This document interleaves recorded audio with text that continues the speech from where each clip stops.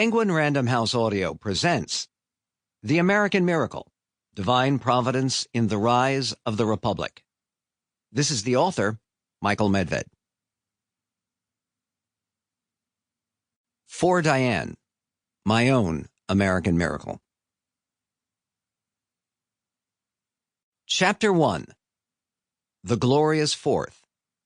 Dedication, Death, and 50 Years of Miracles. Coincidence alone could never explain it. That much seemed obvious to Americans of 1826 just as it does to citizens of today. The eerie events of that epical Independence Day suggested the intervention of supernatural forces, mixing death and dedication in such powerful ways that observers of all faiths and of no faith saw evidence of destiny's direction in American affairs. Even now, after nearly 200 years of turbulent history, recollections of that glorious Fourth can compel the most skeptical scholars to acknowledge weird, wonderful aspects in the rise of the Republic, and to reconsider the disconcerting old idea that God shows special tenderness toward the American experiment. On the occasion of the 50th 4th of July, such confidence in providential protection seemed not only logical, but unavoidable. After all, the older citizens of the Federal Union had already witnessed a half-century of miracles, highlighted by the new nation's prodigious growth and unprecedented prosperity. Americans viewed themselves as a chosen people, selected for special responsibilities to accompany their special blessings, and so looked to biblical references to establish the proper context for major public celebrations. The preparations for the anniversary repeatedly invoked the Old Testament notion of Jubilee, citing a well-known verse in Leviticus, "And ye shall hallow the 50th year, and proclaim liberty throughout all the land, and unto all the inhabitants thereof. It shall be a jubilee unto you." Leviticus 25:10. After all, a portion of this same verse had been inscribed onto the Liberty Bell itself, already a cherished national icon just 2 generations after it reputedly rang out in Philadelphia's Independence Hall to celebrate the signing of the Declaration. A half-century later, leaders in every corner of the country arranged for pealing bells in cities, villages, and crossroads churches in recognition of the breathtaking growth of the young republic. The most recent census showed almost 12 million inhabitants, nearly 5 times the population that had launched a world-changing revolution. Even more dramatic, a loose coalition of 13 thinly settled colonies clinging to a relatively narrow band of territory at the edge of the Atlantic had given way to 24 flourishing states with plausible dreams of an American empire someday reaching all the way to the Pacific.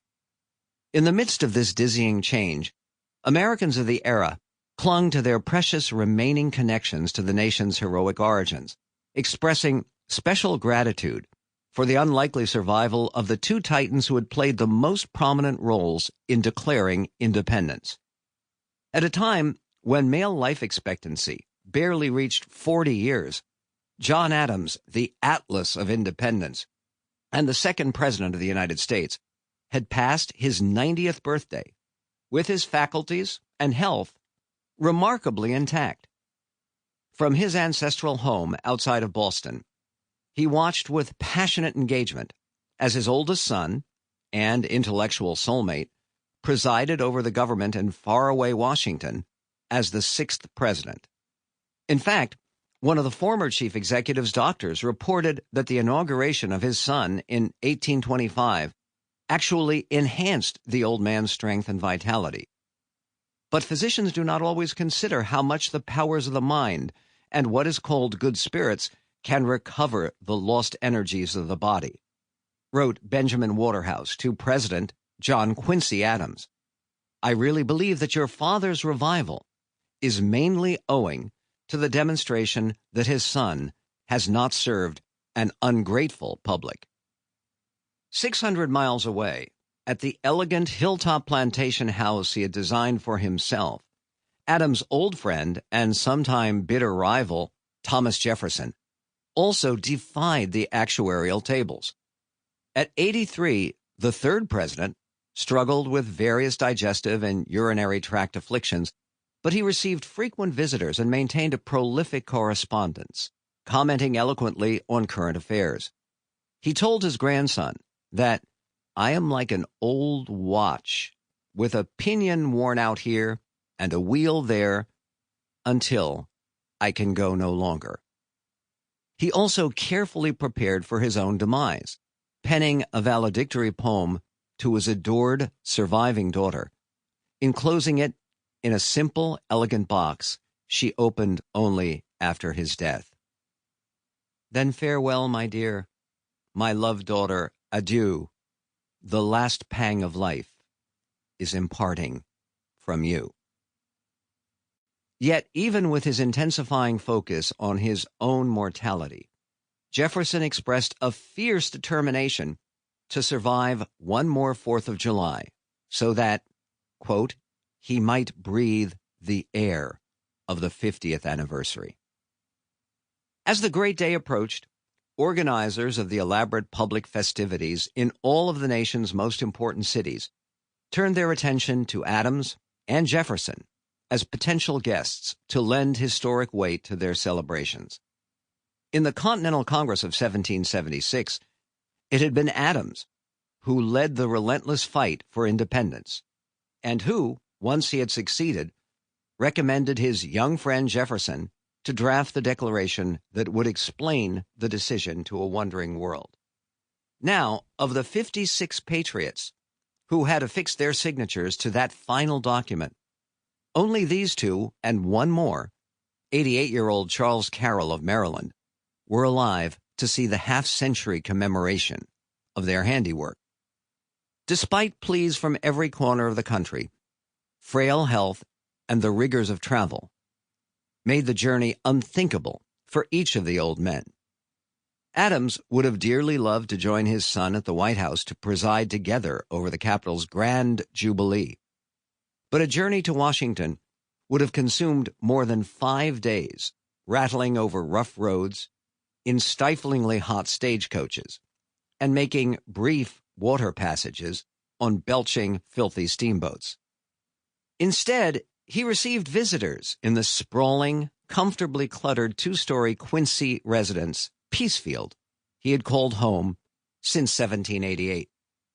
Adams had inhabited the house for the quarter-century since disillusioned voters turned him out of the White House after his single term, following an exceptionally nasty and painfully personal campaign waged against him by followers of Jefferson, his old friend. Adams and his wife Abigail first acquired the structure and its 40 acres of verdant fields and orchards at the conclusion of his diplomatic service in Europe following the Revolution.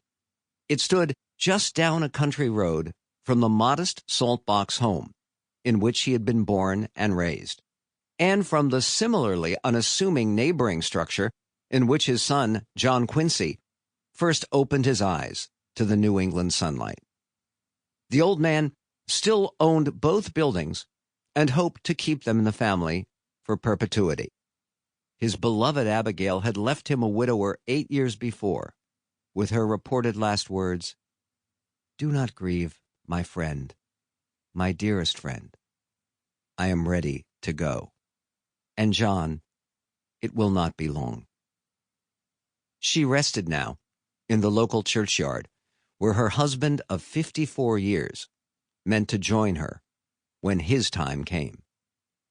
Leaders from Boston hoped to lure the old lion to the festive commemorations they had planned in the nearby city, but Adams declined to make the 10-mile trip. He even turned down the local Independence Day committee from Quincy, though he provided them with a sharply worded letter they could read aloud at the upcoming anniversary. He wrote, "My best wishes in the joys and festivities and the solemn services of that day on which will be completed the 50th year from its birth of the independence of the United States. Sample complete. Ready to continue?